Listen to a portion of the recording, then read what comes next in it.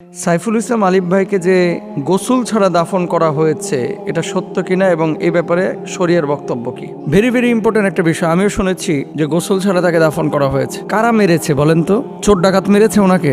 চোর ডাকাত কিন্তু মারেন নাই।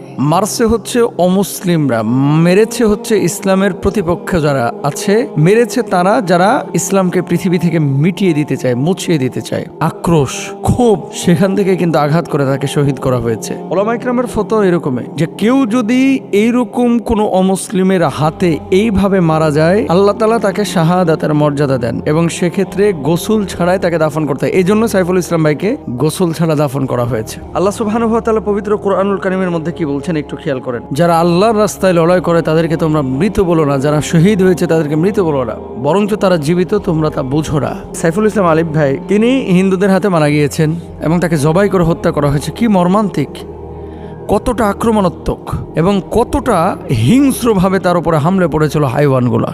আমাদের এই ভাই আল্লাহ সুবহানাহু ওয়া তাআলা তাকে কবুল করেছেন, শাহাদাতের রমিয় সুধা তিনি পান করেছেন। গোসল ছাড়া দাফন এটা আল্লাহর রাস্তায় যারা শহীদ হয় তাদেরকে করার বিধান আছে, মানে যেভাবে মারা গিয়েছে তাদেরকে সেভাবে দাফন করতে হবে। কিয়ামতের ময়দানে সেভাবেই তারা কিন্তু উঠবে, তারা সেভাবেই উঠবে কিয়ামতের ময়দানে। আনাস রাদিয়াল্লাহু তাআলা আনহু বর্ণনা করেন রাসূল আকরাম সাল্লাল্লাহু আলাইহি ওয়াসাল্লাম বলেছেন, কোনো ব্যক্তি জান্নাতে প্রবেশ করার পর আর দুনিয়ায় ফিরে যেতে চাইবে না। যদি সে দুনিয়ায় তামাম জিনিস পেয়ে যায় তবুও না। অবশ্য শহীদের কথা আলাদা। আল্লাহ রাব্বুল আলামিন তাকে অপশন দিবে, কি চাও তুমি? সে বলবে যে আল্লাহ তাআলা আপনি আমাকে আবার দুনিয়ায় পাঠিয়ে দেন। বোঝেন নাই কথা? একজন মানুষ দুনিয়া থেকে যখন ইন্তেকাল করে আখিরাতে যাবে, আখিরাতে যাওয়ার পরে এই মানুষটা যখন জান্নাতে প্রবেশ করবে, জান্নাতে প্রবেশ করার পরে মানুষজনকে আল্লাহ সুবহানাহু ওয়া তাআলা জিজ্ঞেস করবে আর কি চাও তুমি? এই মানুষগুলো তখন বলবে যে আল্লাহ সমস্ত নাজ নিয়ামতগুলো আমি পেয়েছি, আমার কোনো কিছু চাওয়ার নাই। জান্নাত থেকে আর বের হতে চাইবে না। কিন্তু শহীদকে যখন অপশন দেওয়া হবে, শহীদ বলবে যে আল্লাহ আপনি আবার আমাকে দুনিয়ায় পাঠিয়ে দেন, আমি আবার যাব, আবার লড়াই করব, আবার শহীদ হব, আবার জান্নাতে আসব, আবার লড়াই করব দুনিয়ায় গিয়ে, আবার শহীদ হব, আবার জান্নাতে আসব।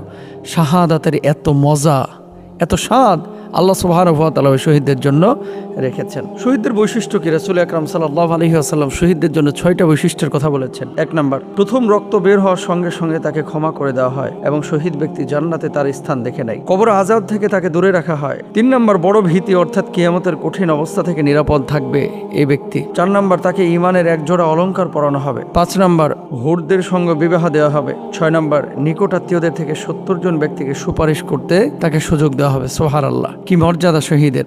42 বছর, 44 বছর, 50 বছর, 60 বছর হয়ে গেছে, অনেক মানুষের শাহাদাতের তামান্না জাগ্রত হয়নি। আমাদের প্রত্যেকের উচিত শাহাদাতের তামান্না অন্তরে লালন করা। আল্লাহ বুঝদান করুক।